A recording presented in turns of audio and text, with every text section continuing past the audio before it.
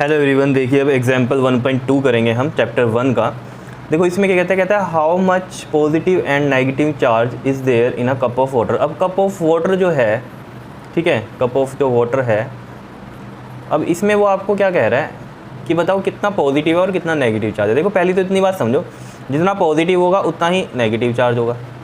Clear, ये चीज़ हमें पता है, जितना पॉजिटिव चार्ज होगा उतना ही नेगेटिव चार्ज होगा। तो हम चार्ज कैसे निकाल लें, सोचो ज़रा।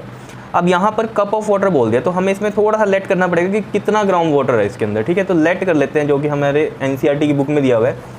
Late cup of water have, कितने ग्राम कहें हम, हैव, जो इसका हम बोल रहे हैं कितना बोल रहे हैं, 250 ग्राम मान लें, 250 ग्राम मान लेते हैं, ठीक है। Let cup of water be लिख लेते हैं यहाँ पर, बी 250 ग्राम, ठीक है। अब देखो ज़रा, हमने 250 ग्राम मान लिया। अब इसको हम किस तरीके से सॉल्व करें कि हमारा पॉजिटिव चार्ज आए। तो देखो थोड़ा सा केमिस्ट्री यूज़ होने वाली है।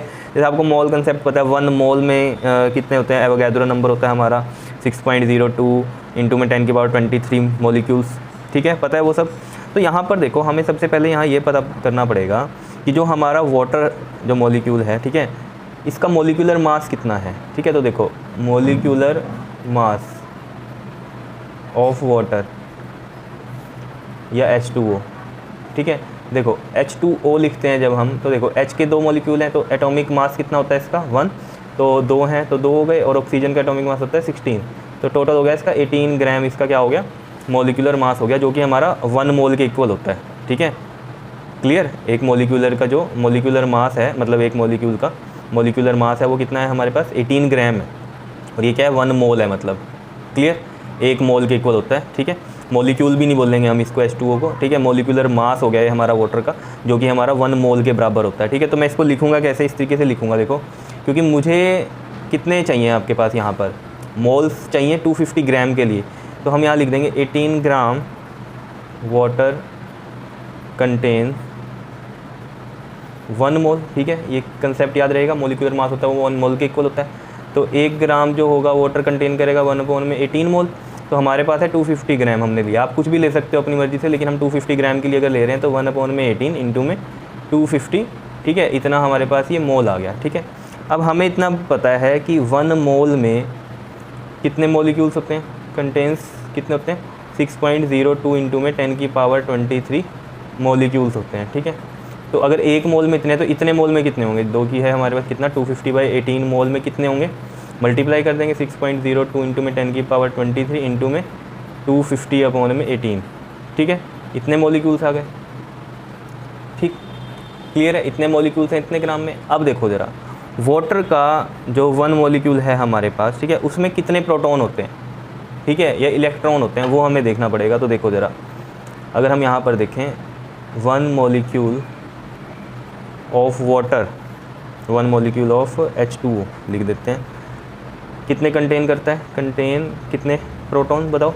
देखो इसमें एटॉमिक नंबर देखो, हाइड्रोजन का 1 होता है तो 2 हाइड्रोजन है 2 हो गया, और ऑक्सीजन का एटॉमिक नंबर होता है 8, यानी कि एटॉमिक नंबर मतलब क्या, नंबर ऑफ प्रोटॉन या नंबर ऑफ इलेक्ट्रॉन्स, ठीक है। तो ये कितना आ गया हमारे पास यहाँ पर, ये ऐड करेंगे ना ये, तो 2 + 8 कितना आ गया 10। तो 10 अगर हम मान लो प्रोटॉन मान लेते हैं इसको, ठीक है, 10 प्रोटॉन है, क्लियर, 10 प्रोटॉन है हमारे पास एक मॉलिक्यूल में। तो इतने मॉलिक्यूल में कितने प्रोटॉन होंगे, तो टोटल प्रोटॉन हम निकाल लें अगर, टोटल प्रोटॉन सिंपल है, ठीक है, वो कितना बन जाएगा हमारे पास 6.02 इंटू में 10⁻23 इंटू में 250/18, तो मॉलिक्यूल है, और एक मॉलिक्यूल पे कितने प्रोटॉन है 10, तो इतने मॉलिक्यूल पे 10 से मल्टीप्लाई कर देंगे।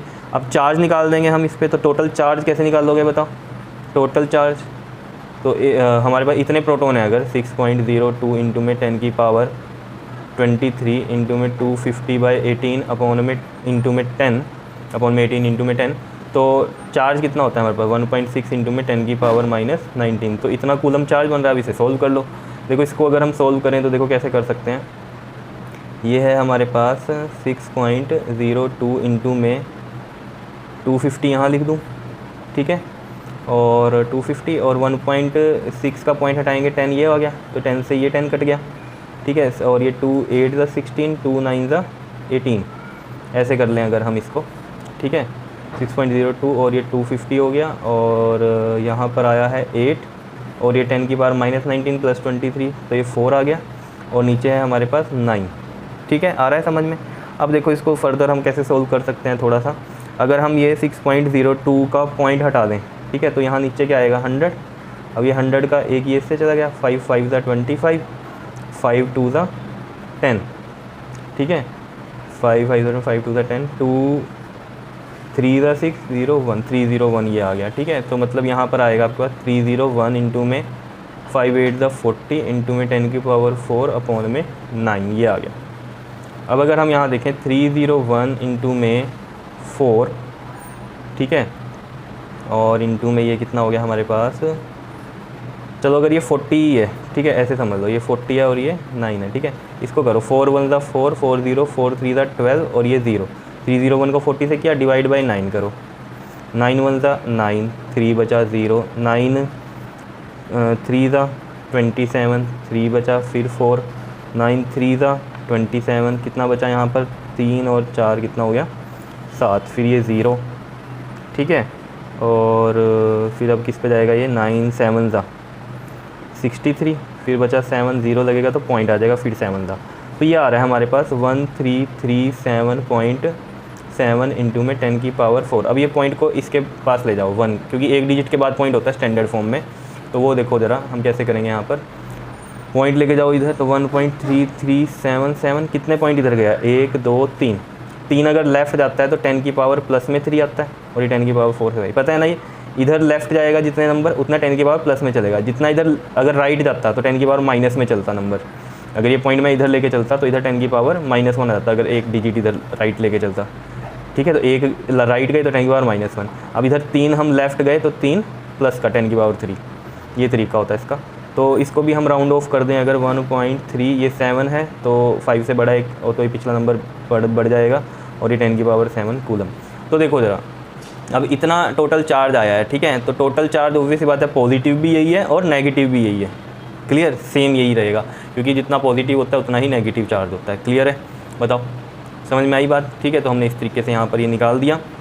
तो सिंपल सी कहानी ये थी कि पहले हमने वाटर का जो है मास जो है वो सोच लिया कितना है 250 ग्राम है, और फिर मोलिकुलर मास देखा वाटर का, वो कितना बना हमारे पास 18 ग्राम, एटॉमिक मास से देख लिया ये हमने। ठीक है, फिर हमने देखा ये 18 ग्राम तो 1 मोल होता है। ठीक है, 18 ग्राम अगर 1 मोल है तो 250 ग्राम कितने मोल होगा, इतने मोल होगा। फिर एक मोल में हमें मॉलिक्यूल पता है इतने हैं, तो इतने मोल में मॉलिक्यूल हमने निकाल लिए।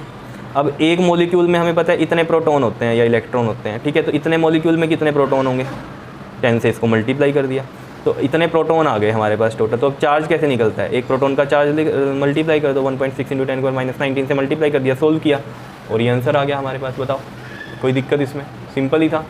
ठीक है, कर लोगे। ओके जी, थैंक यू।